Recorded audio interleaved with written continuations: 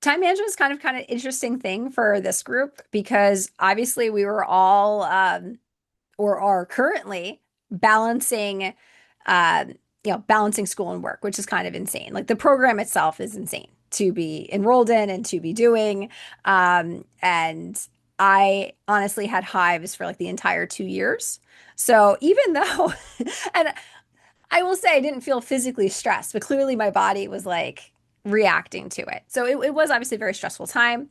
And as I was gearing up for graduation, I was thinking, wow, when I'm done, I'm just going to have so much time. Um, and because it feels like you're going to have a lot of time, right? Like Madison, you're about to graduate. Are you, you're, but then bam, 5 months later, had a baby. And then I no longer had so much time. But really thinking back, you know, any time that but before WEMBA, I would not have described myself as like having time where WEMBA could have fit in. Like that just wasn't like a thing. I had to carve out time for it. And as we all know with Parkinson's law, work expands to fill the time available for its completion. So if you set a meeting for an hour, the meeting is going to be an hour. And that's almost always the case. Um, so when it comes to actually figuring out how to make time for everything that you have and dealing with just the load of it is really about how can you, when I think about creating time, a lot of it comes down to what are you able to quit so that you can actually clear your calendar for different things so that you can make time for what matters most. And then what tools help you find pockets to get more done. So that's kind of what we're going to be talking about now. So my background in time management slash balancing ridiculous amounts of things started in high school. So I got the idea for an early social network when I was 15. And I started it with my brothers Dave and Jeff. So Dave and I were 15, 16. Jeff was 26. So we are all, pretty young. And the idea was pretty simple. How do we make meeting new people fun? We didn't know how to code and how to do anything. So we hired developers in Mumbai. So we'd be up until 2 or 3 in the morning while still having to get up for 7:30 a.m. homeroom at our high school. So it was an exhausting time, but incredibly exhilarating. And when you're 15 running on fumes, it feels okay. But over time, I started to learn like the toll that it would have on me. So I mentioned WEMBA, I had hives. In high school, I started having like palpitations and things like that, I needed to figure out basically how to manage that stress, how to make this entrepreneur part of my life work with the rest of the areas of my life. Um, then in college, so I'm continuing to grow the company throughout high school, graduate where after we had raised our Series A, started college. I initially thought that, okay, well, yeah, if I just make my schedule so that I'll have classes only on Mondays and Wednesdays, I'll have Tuesdays and Thursdays and Fridays off. And that didn't work. My Mondays and Wednesdays were awful. Way too many courses on those days. And so then I was always trying to figure out what I could do to make the time make sense. And for me, a lot of that came with asking for help and then report prioritization. So when in college, my very first semester, I had a conflict on one of my exams, and there was an exam where the professor had made a really big deal about not how there would be no makeups, and if you couldn't do it, you'd have to drop. And I came up to him after class and was like, "I'm sorry, I'm scheduled to do a talk in South Korea that day at the World Knowledge Forum," and he was delighted and helped me and helped me figure out how we could basically keep me in the class and also manage the rest of it. But it was definitely a learning process. Now, as the company grew, after I graduated college, a few months later, we merged to become a public company in a $100 million deal. Yada, yada, yada. We keep growing. And we had a $500 million exit in 2020. And so so basically I was growing this company through like the whole like having a life thing. And then in just over a year ago, I also released my first book, Designing Success. And in that, I did a lot of research about, because it's not really, it tells my story a little bit in the sense of like the lens of a female tech entrepreneur, but it also comes in like chapters like on setting boundaries and a chapter on creating time. So that's what we'll be talking about. Um, so first, creating time starts with quitting, as I was saying in the beginning. And this really rings true. I was in this WEMBA steering committee recently. Well, actually, it wasn't just WEMBA. It was a Wharton steering committee thing for alumni group though, and it was in the very beginning stages, and two of the people dropped out, and they're like, "Oh, we can't continue." And so the professor was, then questioning everyone in turns, like, "Oh, are you staying?" Um, and one of the other women in the steering committee was like, yes, whenever I say I'm going to do something, I do it. And I was like, oh, that's so noble. But then I was also really impressed by the quitters because they realized that they couldn't do something and then appropriately said no. and, um, and I think that that's such an underrated skill and something that ambitious people frequently, think, oh, well, quitting is some type of moral fault. It's something that's bad for your identity, or there's something, something wrong or icky with it. When really it's very strategic. You need to quit in order to make time for the things that matter the most. Dr. Annie Duke, who wrote the books Thinking in Bets and Quit, is a professional poker player. And do any of you play poker? Know enough about it? Anyway, so if you're a poker player, and you're an amateur poker player, one of the main differences between you and a professional poker player is the professional poker players fold a lot. They basically just know when to not go in. Whereas like when I'm playing poker, I'm going to go all in on a pair of twos, not because I think that like a pair of twos is good. I know like generally speaking, that's not a great hand, but because I just will generally think, oh, I should just keep playing it. That it's something. I should just play it and see what happens. But that's, a bad strategy for poker. And it's a bad strategy for basically every other life skill that you have. So you want to be able to quit on the things that are not working for you. And I kind of made this guide to quitting. So one of them is, have you actually tried? So there's a lot of things I feel that when you're thinking how something might fit in your life. Like maybe you're a member of some committee at work, or maybe you're part of this other club and you're thinking, should I continue doing this? And one question is like, have you actually tried? Have you put in the effort for it? Because there are some things that you might be able to say, no, I haven't put in the effort, and that's why it's not working. Um, and then you have to assess, will you ever put in the effort? Because there are certainly things on my to-do list that I know I'm never going to do. And it has nothing to do with if, I just know like, no, I'm not that interested in doing it. And so there's no reason to have it live on your to-do list and stress you out. You should just like get rid of it. And that is one of the focuses of just like trying to make everything simpler. So one question is like, have you actually tried? Now, if you can answer yes to this question, like the steering committee that I was on that eventually continued on, and we tried it for like 2 years and it wasn't working. And eventually we said, okay, we tried everything we had. Let's sunset it and get our time back. And that gives you clarity too, because you know that you put in all the effort. But first you have to be honest with yourself about whether you actually tried, whether it's something that you can make sense for quitting. The second piece is, are you having a bad day? Um, it's so easy to want to quit your job when you just happen to have a really bad week, like when you're up at 4 a.m. Maybe we have a kid and you're up at 4 a.m. with your kid, and then a surprise meeting was thrown in your calendar, and you open the office fridge and someone's food is rotting, and you're just like, oh man, I just hate everything about this place. Um, but that's a bad day. And if you make all of your decisions about quitting on whether you're just having a bad day, then you just won't finish anything. Because unfortunately, anything is going to have those types of moments where it's just, you're going to hit that. And so I like this filter because, you know, we do have to have some amount of grit. We do have to have some amount of resilience. You shouldn't have to have an inordinate amount of it, but there has to be some to keep you through going through the hard parts. And so where this don't quit on a bad day comes from is from Nastia Lukin, who is an Olympic gold medalist gymnast. Her parents used to say to her, like, she'd have a bad day and she'd want to quit. And her parents would basically have this rule that you can't quit on a bad day. Her parents were also her coaches. And they would make her get back in the gym and have at least have one more good day, and then ask her again, do you want to quit? And she always said no. And then, of course, she goes on to, get a gold medal in gymnastics. So that's just to say, you can't quit on a bad day. you got to keep moving on.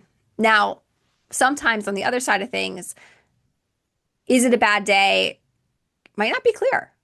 Like maybe it's just a neutral day, but you always have only neutral days. And that feeling of like that medium place where it's just so isn't great either. And that's where I think kill criteria comes especially helpful. This is again from Annie Duke. What I like about her kill criteria, so she has so she shared that, another difference between amateur poker players and professionals is that amateur poker players are generally going to be willing to, you know, lose whatever amount, but they're not going to think about that amount strategically. They're going to be weighed down by sunk costs, be like, oh, I'm already in this much, like I should try to win it back.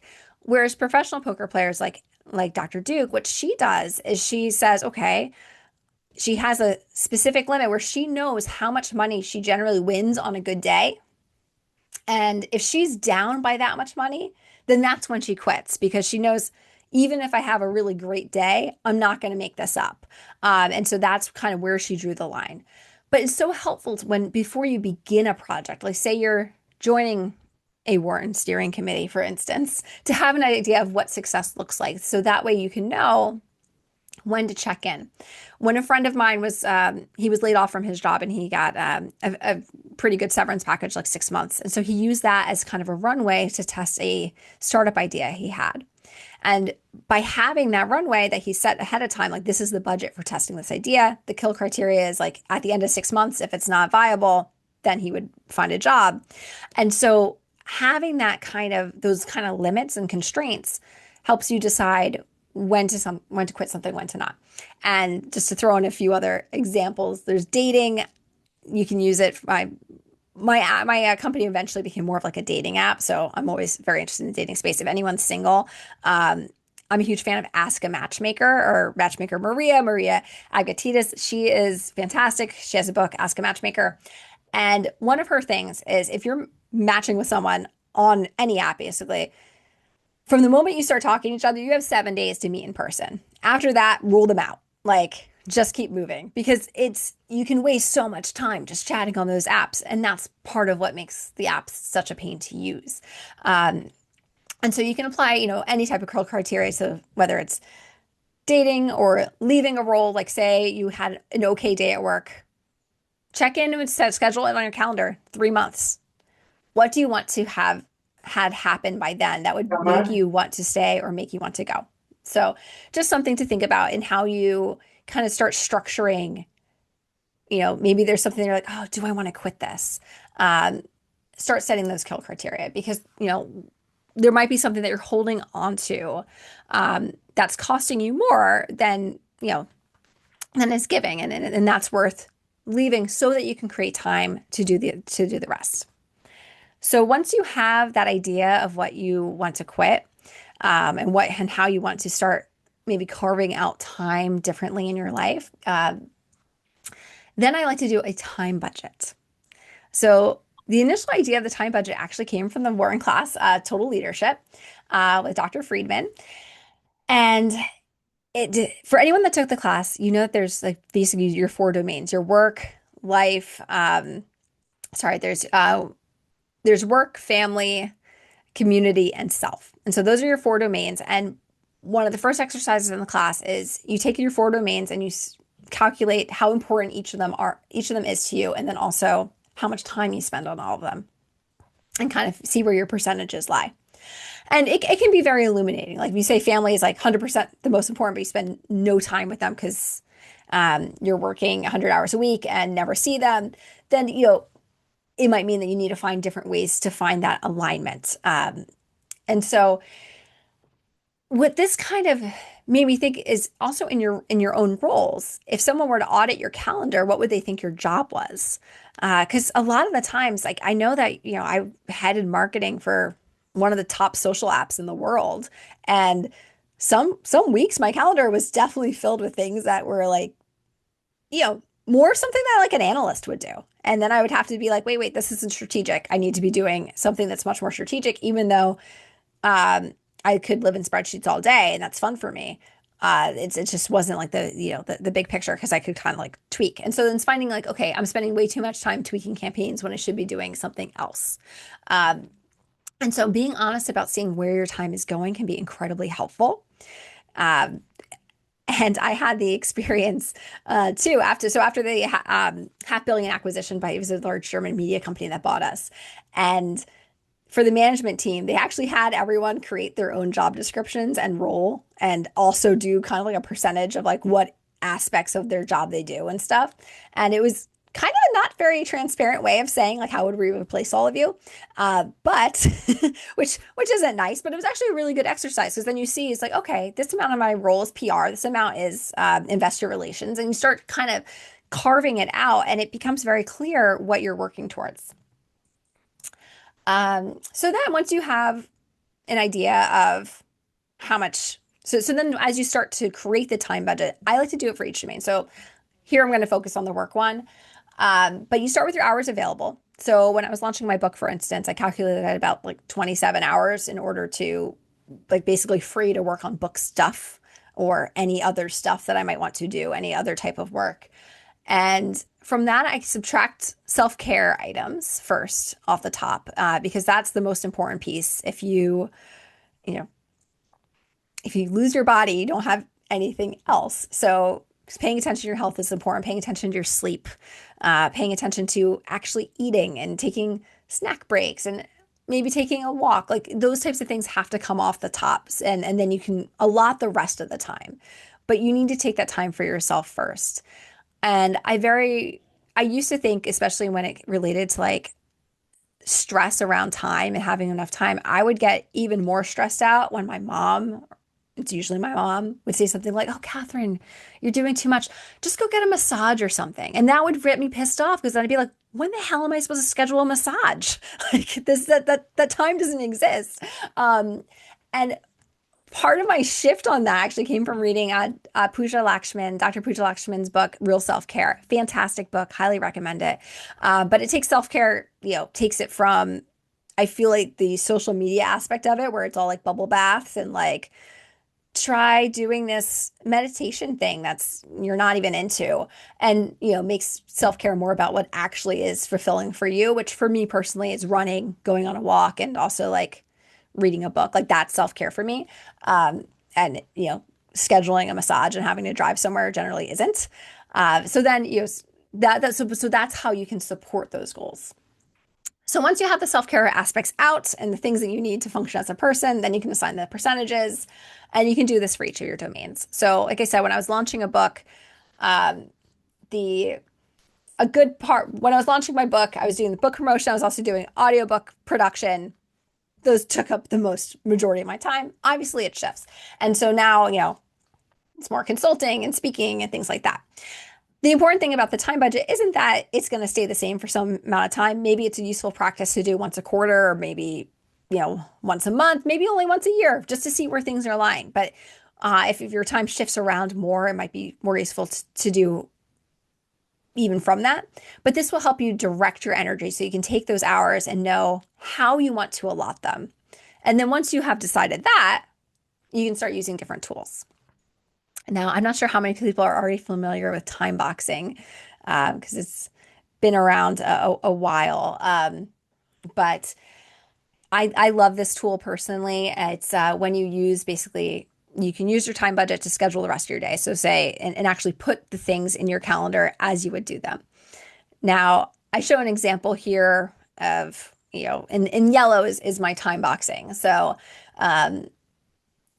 there's no, those are actually set actually as available in my calendar, because it would be annoying to just like take everything, because then no one could ever make a meeting with me, because I'd just be like constantly scheduling. It would just all be time boxed. Anyway, so they're just set as available, and I shift things around if there's a meeting or something. But the point is to actually make sure it happens. So that way, when you're sitting at your desk, you're like, oh, what should I do now? The decision's already kind of made there. You already did it. Usually I do my time boxing either Sunday night or Monday morning and set it. Now, I used to get really intense on this, and that saved me a lot of time. Like my days were ridiculously productive, but they were kind of weird. So you have to find your balance. So like, for instance, I would have a scheduled 15-minute Instagram break. And those would be my only 15 minutes I could use Instagram the whole day, which was good, from like a phone use perspective. But also it was a little too regimented because it's once you get too regimented, then obviously life happens. So, still use some flexibility. Um, but what I find is anytime I have a week time box or even a day time box, that day goes smoother, significantly smoother. It's significantly more productive. And frankly, it also helps me realize what things I think is going to take less time than they are. So, for instance, um, when I'm drafting, I have a newsletter called Growing Up Startup. When I'm drafting, that's like, say, if I only put it in for an hour and then the hour passes, it's still not done. And I'm realizing, that happens every time I only give it an hour. Then you realize the next week, actually, that's more like an hour and a half. And you can be more realistic about how much time different things take you so that you can actually move forward and schedule those things. Um, there's also an app, it's kind of expensive, but I used it for a little bit. It's called Motion app, Motion.app maybe. And that actually, you put your to-do list in it and it will automatically time box for you. And that was pretty cool. But then if you have things that depend on other things, setting it up takes so much time that's kind of not worth it. But if you just have like a whole list of tasks, then it's helpful. But it was a cool thing to try out though. And it was nice that it automated it. Anyway, so that's how your to-do list actually can get done, and it is actually by putting it on your calendar. Next, another tool is batching. And so I really like batching because it reduces the amount of context switching. So one of the things that I have a bad habit of doing if I'm not being very focused on it is I'll check email constantly throughout the day. I'll be like, oh, let me check email again. Oh, let me see if there's anything in Slack or on Teams. And there's always something on Slack or Teams, and there's always a new email. And so then it draws you away from whatever you had been working on. If instead you schedule time to be like, okay, I'm going to check my email 3 times a day or even 5 times a day, but specific times, then you can reduce that amount of context switching because you know that you're about to get to it. And by doing that, then you can respond to the things that are in there. You can see what needs to be prioritized, but that way you're not constantly switching between the two tasks and being distracted because it kind of makes a big difference. And this works obviously for other things as well. Bills, it works really well for any type of like paper tasks. You can take and do them all at the same time. That helps a lot. It helps for social content if you are uh, well, I post a lot on LinkedIn. I'm one of those people. Sorry. I batched it all together though, because like I don't want to like think about posting on LinkedIn every day because I'm not that into it. But I'll do it all in like an hour increment and be like, okay, that week's done. I made my videos, whatever. It's good. And so then and then that makes it that much easier, and you don't have to like think about being in that mode of thinking, and it just gets done. The other thing is obviously there's things around the house that are also done in batches, or for me, like super gluing. My kids break things all the time. Instead of just to show like the example of like, it's so much easier to just collect all the broken stuff in a pile on the dining room table. And then once it reaches a critical mass, do all the gluing at one time. So you don't have to like get the glue, come back, lay out the thing, and then have like things on your counter waiting to dry for like a while. So, you have your personal use cases of batching as well. Another tool that is incredibly helpful is micro sessions. So this really made a big deal when I was writing my book. You don't have to ever wait for perfect conditions. Because for a lot of work, they're just not going to exist. You're going to be constantly interrupted, and you know what you will. When I was working in an office, people would stop by my office all the time and chat. And I love people stopping by to chat, but it's distracting. And so you have to be prepared to like be distracted. And when you know you're going to be in a distracted mood, it's helpful to think of the work that you can get done kind of in those imperfect moments. And for those, it's less about having, you're not going to have the perfect conditions. It's not the work you produce in those sessions might not be great, but the idea is it's going to be momentum so that in that things that you can complete later when you actually have time to think about it and focus more on it. So prime candidates for that or any long but brainless task. So, for instance, stuffing holiday cards. I don't know why I mail them out every year, but I do. And the only way it gets done is because I just like keep them on a box in like my kitchen. And like if I'm talking to my kids while like doing stuff, I'll just be like stuffing envelopes. And then it's like, oh, my daughter's doing a puzzle. Let me bring my envelopes with me. And then it's like, okay, now I'm just going to add a stamp to each one slowly. And so it gets done over time because you don't have to think about any of those. You can engage a 3 and 6 year old at the same time while doing those tasks. So long brainless tasks are helpful when you can just like break them up into smaller chunks.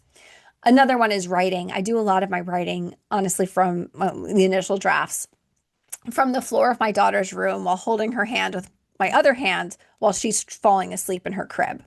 And so I'm typing with my thumb on my phone, usually a newsletter or something like that. And what I found, and what I know other people have experienced too, Eric Custer, who's is a professor at Georgetown and also owns the publisher that published my books, he found when he was publishing his books that the 4,000 word note that he kept in his phone eventually became 11,000 words in one of his books and multiple chapters. It's like but those notes were typed up waiting in line at Starbucks or just in those spare moments that are otherwise not necessarily idle, because it's not like it's bad to have idle time, but at the same time sometimes there's moments where you're like, oh, okay, maybe I should do that. And maybe I should, start my newsletter instead of playing Royal Match while sitting on the floor of my daughter's room. Uh, Anyone else play Royal Match? Yeah, no one? It's fun. Anyway, then another thing works well with batching is actually cleaning. We used to have a cleaning person. We don't anymore. And before we had a cleaning person, we also didn't have children. And we would just save all of our cleaning for like a weekend and it would be fine. We would be able to get it done. But we would go kind of a long time before we cleaned our house. And it wouldn't get that bad though, because there's just two adults that generally are fairly neat. But then once kids entered the picture and we didn't have a cleaning person, then it was like, okay, well now this is going to get bad quickly. But cleaning the whole house at one time didn't really fit that. So a lot of times, so we actually my husband and I keep a note in our calendar. It's like, okay, wipe down appliances. The last day that this happened was this day. But there's always like those like little things for sometimes it's like cleaning the whole kitchen. It's going to take too long, but getting the kitchen pretty much passable by wiping off the counters and like, doing a few other things, those take significantly shorter. And yes, maybe your kitchen is clean, but your upstairs isn't. But that's how we kind of been able to divide and conquer, to do kind of those micro sessions to keep the house some semblance of neat and control that areas of our lives. And then also email works well for micro sessions as well in any of those spare moments. It's just a good time to respond to anything. As a true millennial, there's only very limited emails I actually can feel like I can respond to on my phone. I feel like I'm definitely believing like the small internet versus big internet situation. And so for a lot of my emailing, I actually do need big internet to type something, which is weird considering I can write like full newsletters or even like parts of my book, obviously before they went through like 3 to 5 rounds of editing on a phone. But for some reason, writing an email, I need big internet for. But anyway, those are some of the things that work well with those two tools. Another tool is using formulas, templates, and rules. This is a huge thing from a decision-making standpoint. It also is echoed in the course managerial decision making. If anyone took that at Warren, I loved that class because it validated how I did things. And I thought that I was just weird that I made formulas for everything. Turns out that that's a good idea. Basically they reduce your mental load and they force you to decide consistently. So for instance, when we were going a startup, we would have rules like to tell if an ad campaign was good or if it was fraudulent, to tell if a user was more likely to be a spam user or not. There are rules for basically anything. I have, the mental rule for like when I should wear shorts versus leggings for running. And even though I run a lot. And even though the temperature doesn't vary that much, I would still, if I didn't just have a general rule, I would still take the time to need to go to dressmyrun.com and see what I'm supposed to wear.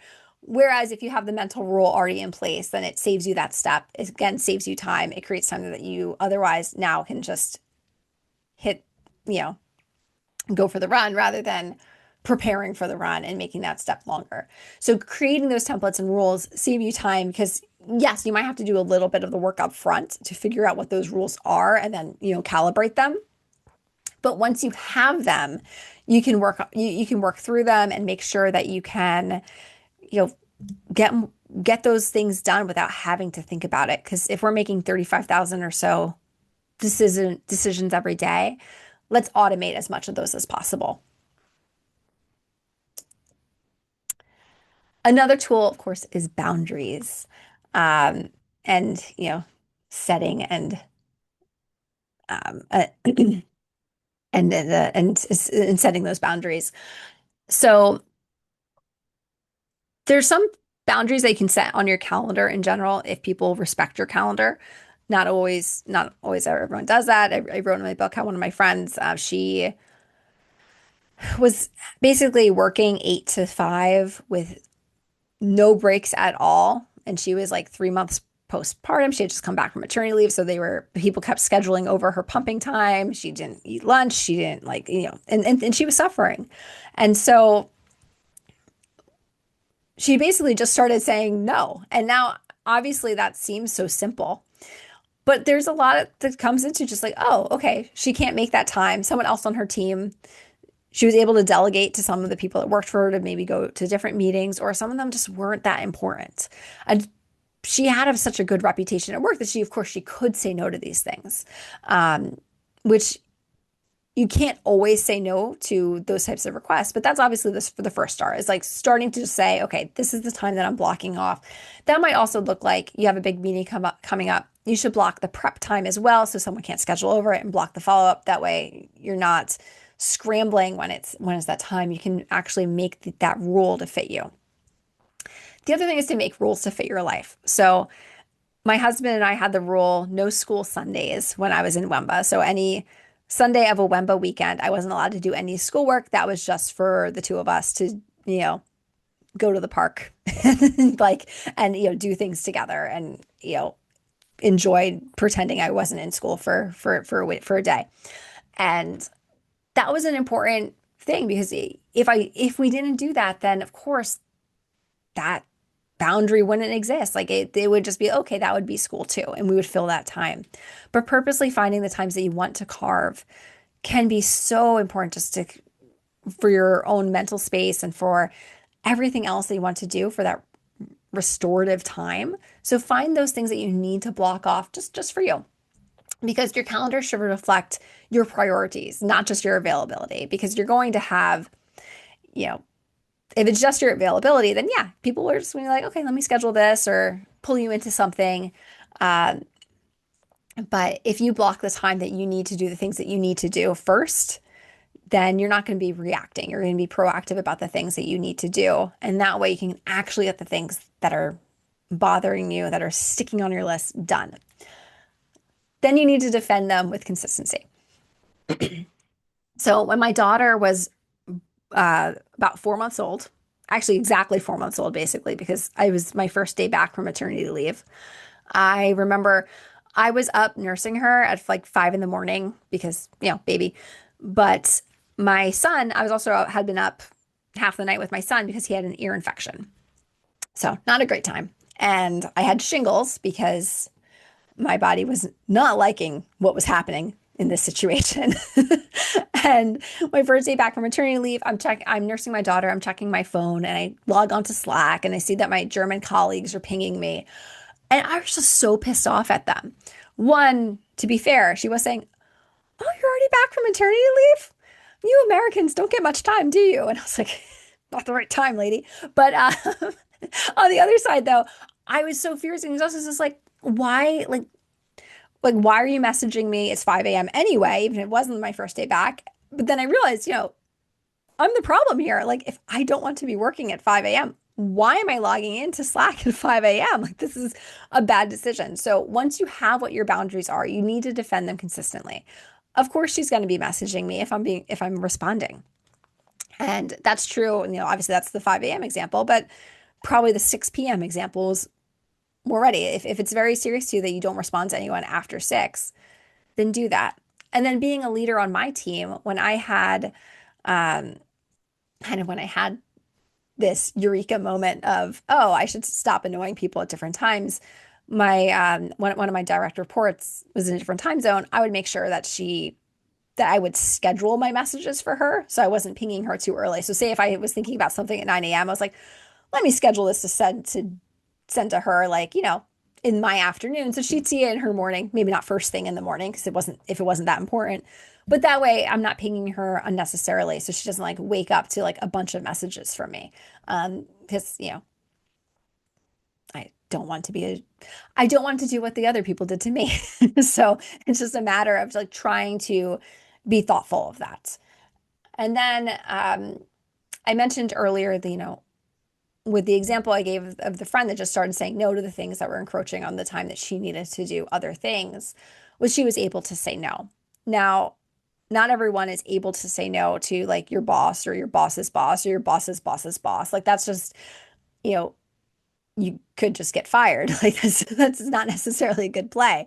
Um, but what I like is basically there are ways to set boundaries without saying no. And so one of the first is to clarify um, to clarify what's needed. And so there's, the 6 magical words are, when do you need this by?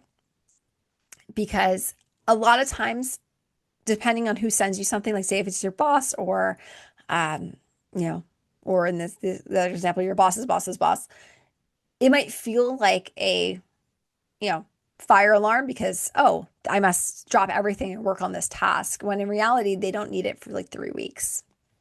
And you wouldn't know unless you asked. And so that's one of the things of first, always ask for more information and kind of clarify what's needed rather than kind of jumping into like, okay, I need to get this done too. Kind of take that first step of just saying, okay, well, let's see actually what the priority is here. The next thing is to say, help me prioritize. So this is coming from Near Isles in Indistractable. That's one of the ways that he says, to help this exact problem is that, yes, you are going to be given more than probably you can have. But if you sit down with, your boss or whoever you're working out your tasks with, your strategy for the quarter or strategy for the year, and that will clarify, okay, what things actually can drop off. Because a lot of the times the person that, might be saying, oh, can you do this? They might not realize all the other things that you already have. And then they can help you decide which ones to leave. And it's not so about asking them, putting that on them, but saying and clarifying that your time is finite. And if you are going to focus on A, then that means that B is going to be on the back burner for at least a week or two. And I think that it's important to kind of set those stakes. And so if you have one-on-ones with your managers or with different teams, it's just being clear about like, oh, well, my team is working on this right now, which means that this other thing we have to wait on, or we can't start this until then.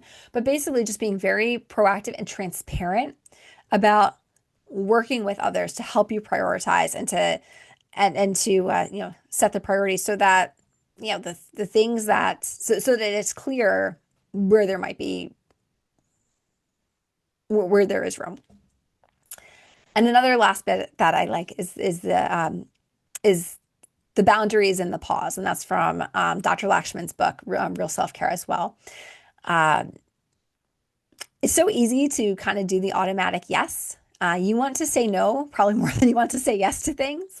And having a pause before you say yes, and just before you say anything, can be helpful. So in her book, Dr. Lakshman shares that, so she was in residency. And so basically one of her mentors told her, instead of answering your phone, let it go to voicemail every time. Just let it go to voicemail, which is very unusual advice.